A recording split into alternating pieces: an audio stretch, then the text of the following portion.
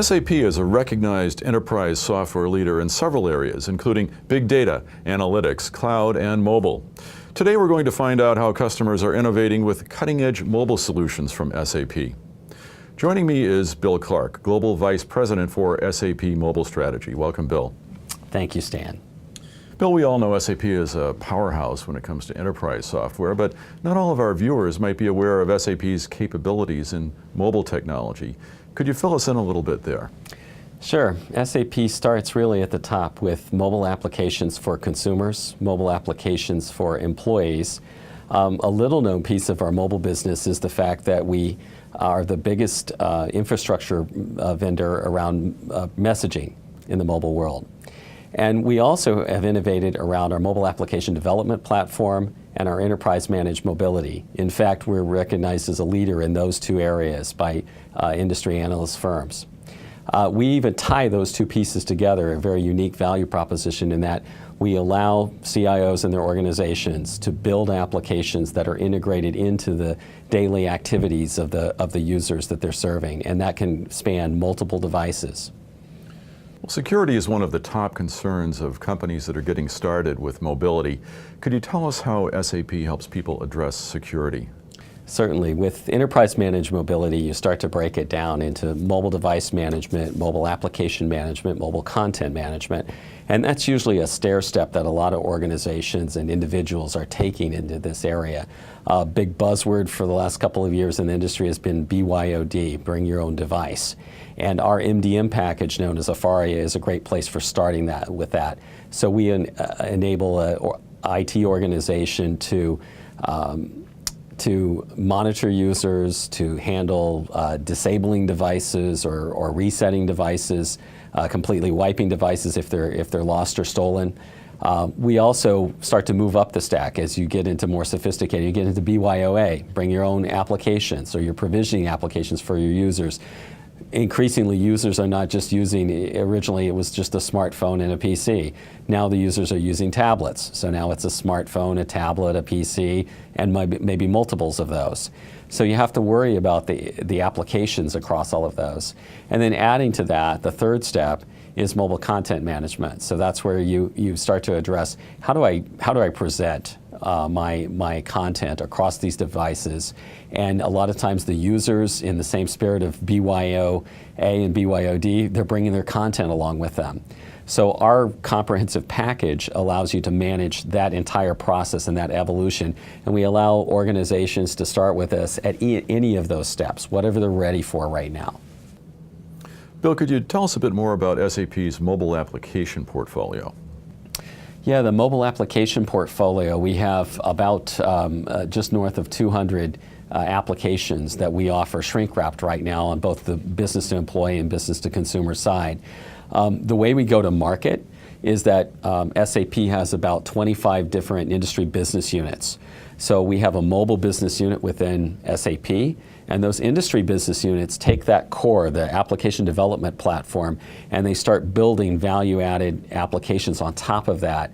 And they use the blueprints that they're seeing best meet their customer needs in a particular market, and they package those, they price those, they put in the support for those in those particular markets. Whether it's B2C, which is a different kind of evolution, going from e-commerce to mobile commerce to some of our more advanced applications, such as precision marketing, which are really context-aware applications. And we understand underneath that, there's a slightly different blend of big data and analytics and applications, things that our SAP is known for. We know there's a different blend there. So we tune that according to the industry needs and the needs of that particular set of buyers. What is the most common use case that companies prioritize when they begin rolling out mobile applications? Well, a lot of times the road for the first mobile applications goes hand in hand with mobile device management. That's the common beginning point. So there's typically an application that triggers it. A lot of times it's a sales application. If you look at the return on investment in mobile for employee-facing applications, the two best returns on investment tend to be around your sales force, and then if you're in an industry that involves any kind of field service, that's the other piece. Those are two pillars that provide great ROI. A lot of times hand in hand with that, I gave the example before around content management. If you have a sales force that is selling a complex product, they not only have the app that's managing their opportunities and allowing them to look up pricing and follow through on orders for their customers and all of that, but there may be some fairly sophisticated content management that has to go along with that. And that's where we think there's a marriage between our device management and application management and content management with our application development. You can roll that all together and provide a seamless experience for the user that even further saves their time. Bill, what do you think about emerging markets where smartphone and tablet adoption is growing, but still the larger population is using feature phones? Right, great example around that where SAP is very strong is in financial services, in banking. So we have examples of Standard Bank of South Africa, Dutch Bangla Bank in Bangladesh, where the essence of mobile is actually changing the economy. So for example, in Bangladesh, something like 87% of the population is unbanked. They don't have a banking account in any way, shape, or form. And when we started out with our project working with Dutch Bangla Bank, about 55% of those in the population in Bangladesh, which has a population of about 140 million people, had some kind of a mobile phone. And this gets to the question of, well, maybe it's not the fanciest phone. If it's a feature phone, it may have a very limited browser. It may only have really texting that's really a usable function on that. And what we did was we evolved our messaging infrastructure, added our application development platform alongside that so that the bank could construct applications that would satisfy their more demanding users on smartphones and tablets, all the way down to the feature phones so that they can all participate in the economy. So there's ways, even using a feature phone to transfer money between individuals in the economy, ways to do banking at markets.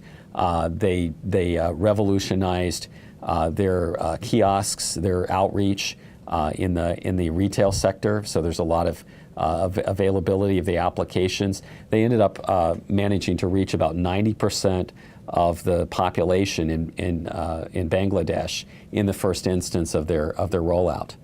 We've been talking about the business to consumer space. Could you compare and contrast that a little bit with what's going on with mobilizing employees? So mobilizing employees, I talked a bit earlier about sales forces. That is a return on investment on the front facing, on the top line of your business. There's also a big impact in mobile on the bottom line of your business. So a great example of that with us is one of our customers, National Grid. National Grid is a utility that provides gas and electricity to all of the UK and also 3 states in the Northeast in the United States. And they serve about 19 million customers. So they have thousands of technicians who are out making sure that their grid is up and running and meeting all the safety and security requirements that industry needs to meet. And so with our applications, they're able to cut down the time it takes to fill out the paperwork on doing preventative and predictive maintenance, doing break fix. There's also implications around fuel consumption. So if you're more efficient in routing crews using our software, then you can actually affect the bottom line in those ways. So there's a lot of things underneath. There's also, in both the B2C and the B2E, there's also a bit of a soft ROI in the fact that what we've seen consistently working with our customers is that there's a reward to the consumers or to the customers and to your employees by feeling like that they're working with a company that's innovative, that cares about their daily flow, that's taking away the drudgery of doing paperwork, and they're putting a great mobile device, a great experience in your hands to make you more effective during the day. So there's just all kinds of uplift. Typically, a mobile project that we see has 4 or 5 metrics that we can point to that provide great ROI, and that's one of the things that's driving this industry. Bill, healthcare is a large part of any economy. How is SAP helping some of its customers in healthcare? SAP is providing an EMR, electronic medical records application, to the healthcare market. One of our customers is Krankenhaus Schwarz in Austria, And what we've done there is we've provided that application to doctors and nurses so that they can take the patient's test results, x-rays, other collateral bedside. I mentioned before about the soft ROI. So besides improving the productivities of the doctors and nurses, you also have the ability to enhance the patient experience. That lends more credibility to the innovation around the hospital and overall better outcomes. Well, those are great customer stories. What are the top principles behind these applications? Some things that we've learned in various vertical industries and we've applied across several would include things like the best way of going about your mobile projects. So for example, one of the things that we've learned if you're a CIO is it's very important to bring your top business stakeholders. Make sure that your CEOs, your C-level executives, your business unit owners are involved in the upfront setting of the ambition of the projects. Involve them, give them devices, let them see the application as it's built, really get them immersed so that you get the real buy-in at that level. Another important type of stakeholder to bring in from an IT organization point of view is to make sure that your people are bringing in the people who are probably the most technology averse. You know, people who maybe have a smartphone but they're not using it proficiently. Now you're taking them into a world of maybe using a tablet in a very sophisticated way. So make sure that those kinds of users are involved early in the projects as you're defining it. Make sure that those use cases around the user experience are taking those kinds of users into account. Another part of that principle is also looking around, being savvy about your organization. This is a great opportunity to be a game changer for your operations, for the business units that you're serving. So look within those organizations at some of your more computer savvy people and have them have upfront involvement in your mobile projects. And that actually helps everyone along the way. They can help the users who are maybe less experienced by being involved. And they can also, if you have designers, one of the challenges is finding enough talent to build the applications. So sometimes that talent with mobile growing so fast, it's maybe their first or second project. It's great to have that feedback from your savvy users about the applications because they know their workflow and they know the mobile technologies. Another principle that's very important is to design in the simplicity into the applications. One of the most important rules that you can't forget is called the 4-click rule. Basically, there have been studies going all the way back to the days of Bell Labs and early looks into telephony and computing that state that for each click you lose about half the audience in terms of their attention span. So if we're looking at well-designed applications, then typically they're applications that are actionable within 1 or 2 clicks. So in some of our areas like precision marketing, we make sure that not only that you have personalized offers coming to you, but that those personalized offerings coming to you are actionable within that 1 or 2 click time span. Very, very important principle there.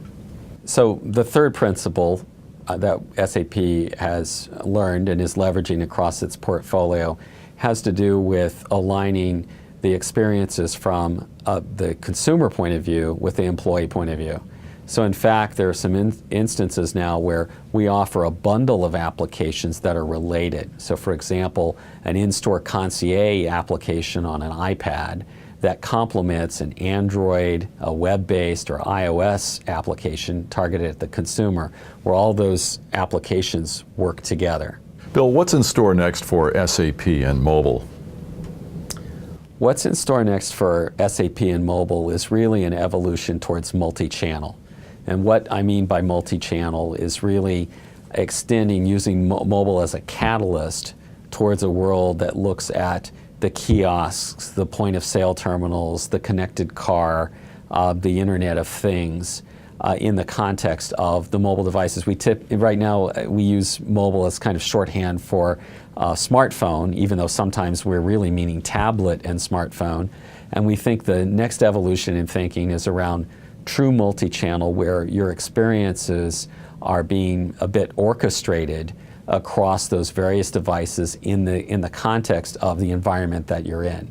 An underpinning of that is to make sure that these experiences will work across devices, and that's one of the reasons that SAP has invested so heavily over the years in mobile application development, is that we think we can save our customers a lot of time and money by allowing them to leverage the investment they make in software and the experiences across the various operating systems, whether it's iOS or Android or all the other choices that we have out there. Bill Clark of SAP, thanks for joining me today. It's been my pleasure.